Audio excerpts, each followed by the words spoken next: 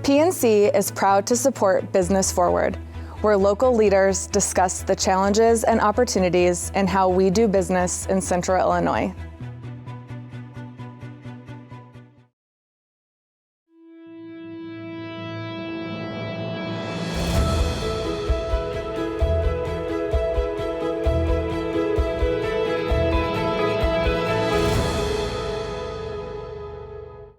Welcome to Business Forward. I'm your host, Matt George. Joining me tonight, good friend of mine, Dean Hefta, author, leader, entrepreneur, consultant, just an all-around great guy. Dean has a new book out called How We Connect, and we'll take a deep dive into that. But really what we're going to talk about is how we connect and then what that means as we transition into business, leadership, and development of our teams. But welcome, Dean. Great to be here, Matt.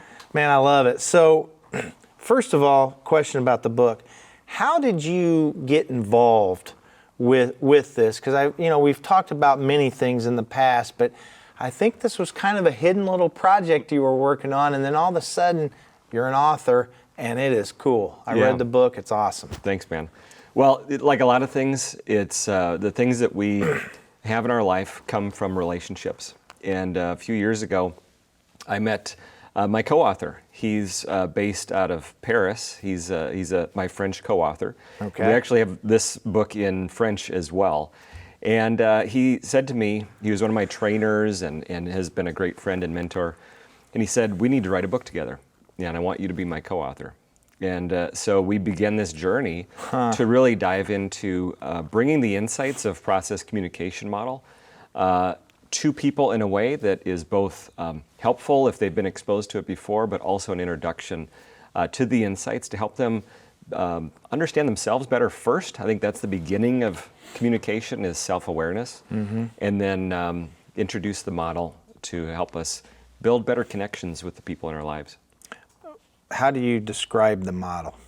Well, the origin really came out of work in the 1970s. Dr. Taby Kaler, who was a therapist in the 1970s, found there were these distinct patterns of language that people used that helped him to better understand their needs and their motivations. And he validated that, and then NASA heard about it, and they wanted to understand what he understood, and so they spent millions in research helping with the validation of creating this model, and they used it in their shuttle program to help improve communication among their teams and among the entire organization. And then in the 90s really got released into the broader world, and people would have experienced, if they've ever watched a Pixar movie, they've experienced the application of the insights of PCM in how the characters are created and how they communicate and how the whole storyline flows. I find that fascinating. The Pixar thing is really fascinating. But for NASA to sit here and understand, I mean, it tells you how deep and how smart they are, to be honest with you, because they're identifying that the most important thing within their business is probably safety, and then that communication piece of how. Well, and they learned it the hard way, because what they had seen in the Apollo programs and the Skylab programs was some really bad communication. We'd call it miscommunication or distress, that can create definitely some major issues if you're strapped onto a rocket with a couple other people and you're not communicating well. That's unbelievable. So, I mean, you've coached and helped people at all levels of business, but how does this really help hone in on those communication styles? So think about it like this. Each of us experience the world differently. I think we would agree that you put 10, 20, 30 people in one room or one experience at the same time. They're all going to take different things away from it. And part of what's informing that is what we call perceptions. And so we have 6 different perceptions. We all have these different perceptions in us, but one of them is going to be the easiest for us to use to understand what's going on around us, for us to grab information from the world, and then that begins the storytelling process internally. And if we're not aware of the perceptions that we're using and the stories we're telling ourselves, so it's a self-awareness, then it makes it a lot harder for us to be able to make connections and to really understand where somebody else is coming from, because we start applying ourselves to them, and then all of a sudden their behavior seems odd to us. Yeah. We don't understand it. So that's the foundation for me, is self-awareness by understanding how we're experiencing the world in this moment. You know, I really wasn't going to go here, but I'm going to. You actually helped me understand this process as a coach. And I remember sitting down with you, and we were talking about certain people that I was associated with, working with, and really it is, even for a CEO to sit back and to understand, because you know this, you work with a lot of business owners, but you also work with a lot of present CEOs. And in those leadership positions, it's not arrogance, but there is a confidence in a lot of people that you sit there and you think you should have the answer all the time. And I think in talking to you over probably a year period, I realized that not only did I not have all the answers, I don't even think I was searching for them correctly. And I think that was like the most impactful thing for me. So it doesn't surprise me that you came out with a book like this, because as I read the book, I'm sitting here going, well, I mean, we talked about this. We talked about that miscommunication or lack of communication that you and I have discussed many times. I think that's, if you can identify that and at least own that, I think as a leader, don't you think that you could become a better leader by being, I don't know what the word is, but humbled? Well, yeah, you've hit on something that's really important, right? So we think about, what does it take to rise to some level of authority or success or accomplishment? And the things that end up getting us to that point, we believe we need to do more of that.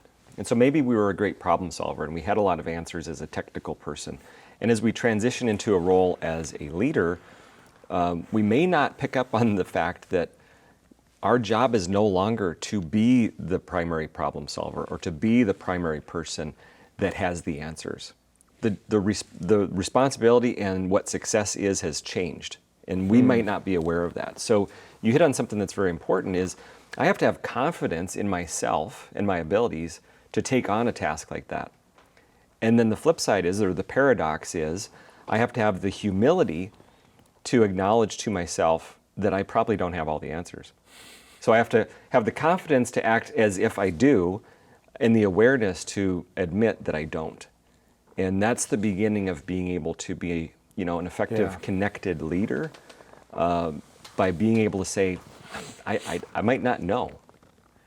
Yeah, and it's funny because I don't think it has anything to do with age or experience either, because I think we're always growing. But I think you nailed it. It's that, how do you grow self-awareness? Yeah. Am I right? Sure, for sure. So when you look at other clients that you've had, I mean, that probably is an avenue that you could talk about just about with everything in your coaching. Is that one of the things that you focus on?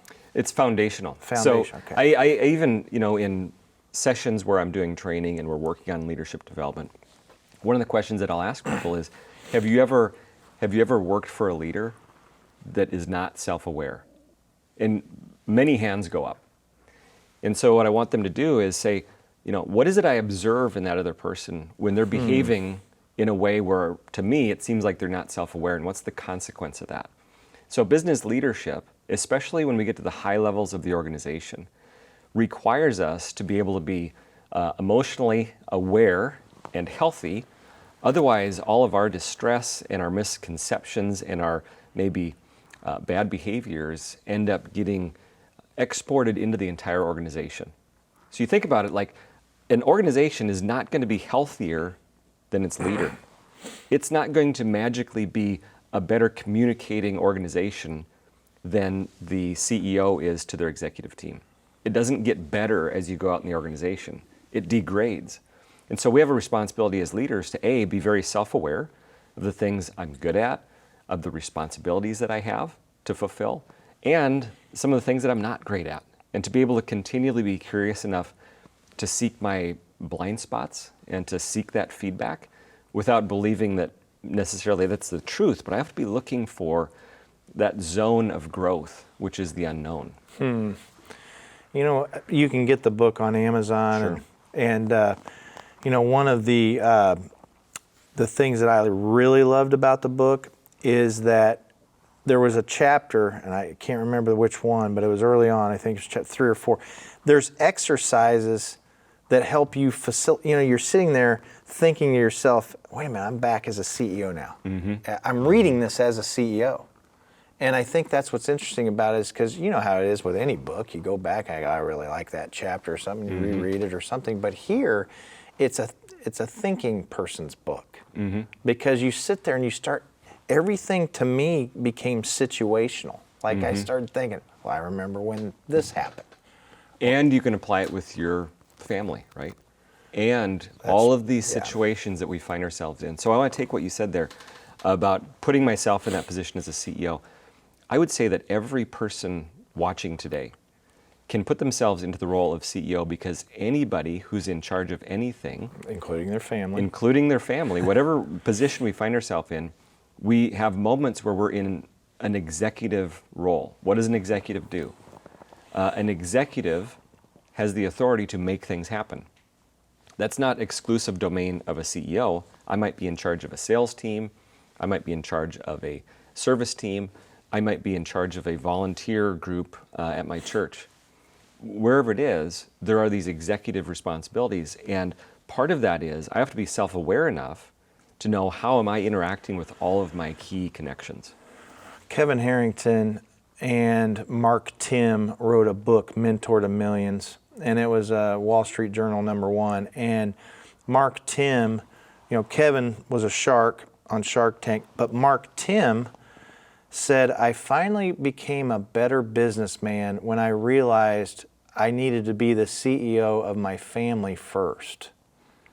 And once he became the CEO of his family first, then his business skyrocketed. And I wasn't even going to say that today, but it just came to my mind. It's perfect. So here's the word that I think of when you say that, and that is congruence. Congruence. How can we operate at an exceptional level in one part of our life over the course of time and not also work on the other parts of our lives? There has to be this congruence about how all of these places that I need to be great in, that I'm showing up consistently as a healthy individual. And so that's what I hear when you share that story. I like is he found this this linkage of all of these different parts of our lives. You know, and another thing too is, like, how do you sit here and make the most out of not only every situation, but every conversation? You know, like when you're sitting here and we're talking, how do you get the most out of that conversation? And I actually thought that every time I was going to meet with you.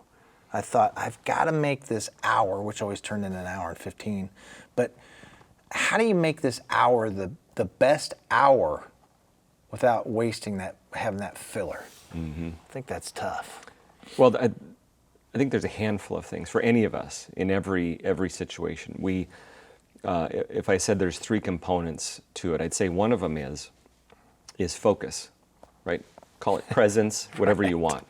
And we, we've never lived in a more distracted world. Right. We have these weapons of mass distraction that we carry around in our pockets. I like that. And so how do we manage that and say, for this next, whoever I'm with, my spouse, my team, whoever it is, can I be present? And what do I have to do to get present? What do I have to do to be here right now? I think the second thing is when you're meeting with your team, with a coach. Everybody should have a coach. With anybody that you're having that presence with, it's like, what's the problem that we can solve? Value comes from solving problems. It doesn't mean we're going to look for problems. It means there's always some problem that we can solve. And I think the third thing then is an orientation towards curiosity. You know, when we're in that curious place, it's exploring what's possible. It's saying that I don't have a corner on the truth. And I can go seeking different perspectives through a lens of curiosity. And what I've seen from hundreds of people is the people that they appreciate working for, the leaders they appreciate, are the ones that are humble, as you mentioned earlier. And a part of that is curiosity. There's this curiosity. And that helps us to grow. That helps us to serve our teams, because leadership is really a service role Yeah. to our team. You know what? I'm going to mix some of those words. It's the curiosity to help also find solutions. For sure. I love that. I love that. So, give me an example of how you would apply this communication model to a Fortune 500 company. Sure. So, I'm thinking about a team that I've done some work with on their leadership level. Okay. And one of the things that they were struggling with was the ability to get the rest of the organization to adopt their initiatives, to really implement. So there's this gap often between what we roll out and what actually gets implemented. And that's a big gap of frustration for organizations. It's a big gap of inefficiency. And one of the challenges they were having is how they were communicating the initiative to the organization. And so what happens is, if we're not aware of it, we tend to give other people what we want. Okay. And with PCM, so Process Communication Model, gives us these ways of understanding who's our primary audience and how are they most easily perceiving, or what's the perception they're using to understand what I'm bringing out to them. And so what this team did is you could say, slowed down and said, okay, we are convinced that this is why everybody should do this, but there's 5 more whys. And so they began enhancing the communication and how they were interacting with the key decision makers so that they could connect through that perception to create greater understanding. Now, the second piece of that is that self-awareness piece of it is I have to make sure that I, as the person going to the rest of my organization, I'm not in distress. If I'm in distress, people aren't going to be able to hear me. And I'll start resorting to different forms of manipulation, blaming, attacking, looking sad. There's things that I do when I'm in distress. And if I'm a leader or I'm trying to be influential to others and I'm in distress, there's no influence that's happening. I'm going to have to resort only to power or manipulation to get what I want. And that's not a long-term strategy in any relationship, especially in a complex organization. But if let's say body language is something, piece of that.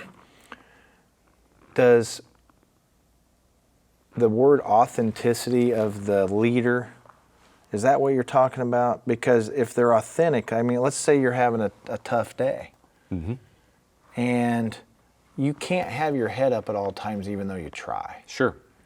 But at the same time, you are aware, that self-awareness piece. I'll give you an example. I never walked down the hallway texting because people wanted me to say hi to them. Make eye contact, interact. Use their name. Yep. It's important. And I would say that all the time. And I said, one of my biggest goals was to always try to remember everyone's names, including all of the kids, the 1,700 kids that flowed through Children's Home each month. So I would sit there, and I never could do it. Right. But I would have that goal to do it because it's the importance of feeling like I know you, Dean. Mm-hmm. And it's important to that person, right? And it still is today, but I guess it's hard sometimes to be a leader. It's hard many all times. the times. Right? Yeah. So you hit on a couple of things that are really important. One is, I don't advocate for people to pretend to be something, like to pretend to be this That's what I was getting Pollyanna at. Right. optimist. That's what I was getting at. Let's deal with reality, right? We can deal with reality. So there's a few components to it. I need to know, how do I set up my routine and my system to make sure I'm keeping my battery charged? Yes. When my battery's not charged, I can convince myself that working 80 hours a week and being this martyr as a leader is a good thing. But I'm actually not being the leader my team needs if my battery's empty. So I have to give myself permission and understand, how do I keep my battery charged so I can be there for people? That's a big deal. And then the second piece of it is, do I give myself permission to be able to acknowledge an emotional state that I'm in? It's okay for me to say, Yeah. following that conversation this morning, I felt angry.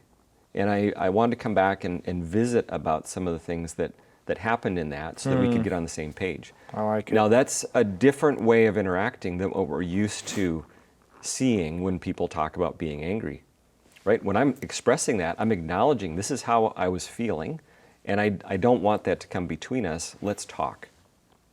What do you do personally to stay above the fray, stay sharp, be there for your family first? What do you do? So each person, you could say there's 6 different pathways to keeping your battery charged.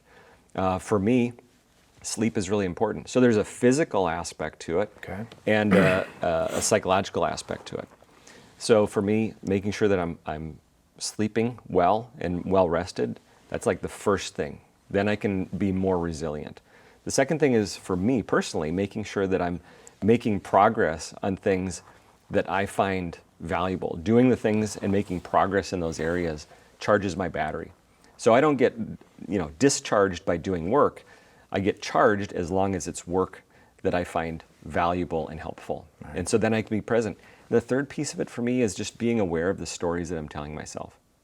Everything about understanding our reality is a story that we're telling ourselves. So I have to be aware of what's the story I'm telling myself right now, and how do I know that's true?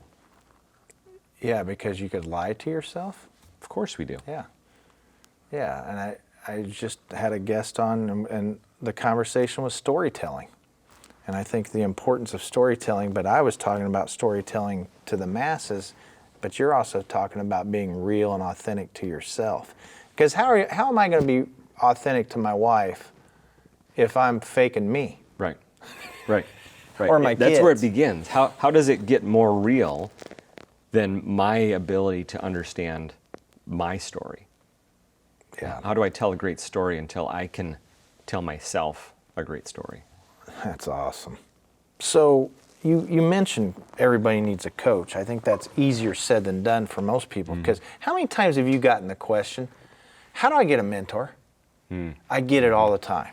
And because I talk about the power of mentorship, the power of coaching, and I think it's important. Like I was even talking to somebody, I have my own personal board. I have people around me, and they had no clue what I was talking about. And I said, yeah, I have a stable of people that have me as in their best interest at all times. So they'll push on me, and I won't take offense to it. But mentors are like that too. Have you always been in that mindset of being, because you're a calm leader. I've always looked at you as a very calm, strategic thinking leader. Do you have mentors and coaches yourself? So your question is an important one for people, because we read and we hear things about things we should have and things we should be doing, right? And my encouragement for people is don't over formalize it. It can seem or sound like I need to hire a coach, or I need to have this formal engagement with somebody that I respect, like, would you be my mentor? Oh, wise one, would you do that for me? Yeah. And so for each of us saying, okay, let's back off on the pressure we're putting on ourselves for coaches and mentors, and let's think about a couple things. Whom am I wanting to become? All of us are becoming something, hopefully. And if we're not thinking about that, then we're maybe not becoming whom we hope we become. And then I can go out and I can look for people that they are whom I'd like to be more of, or they're doing the things that I'd like to be doing more of. And people are very receptive when you are sincere about your curiosity and your desire to grow and your desire to learn and your desire to contribute. I would bet for you with your board, this is not a one-way relationship. It's a mutual relationship. Right. It's a co-thinking relationship that's you're challenging them and they're challenging you. So I think of mentoring and coaching, when you look at it from an informal basis for the person on the street, is who am I spending time with where those conversations are helping me be a better person over time. Interesting. I love it. You know, one thing I was going to tell you, and I've always thought about you, and I truly mean this, is as a coach, mentor, however you want to look at it, you have a style that is unique. And I think that plays to most people. And my style doesn't necessarily play to all people. And I try to be I feel like I'm empathetic, but you have a style that to me plays to all people. And I think that's your superpower, is you just have a calmness and a style that's cool. So Dean, I appreciate you coming on. Your book, How We Connect, is out, Using Process Communication Model to Build Healthy Relationships. Dean, thank you for coming on. Thanks for having me, Matt. My name's Matt George, and this is another episode of Business Forward.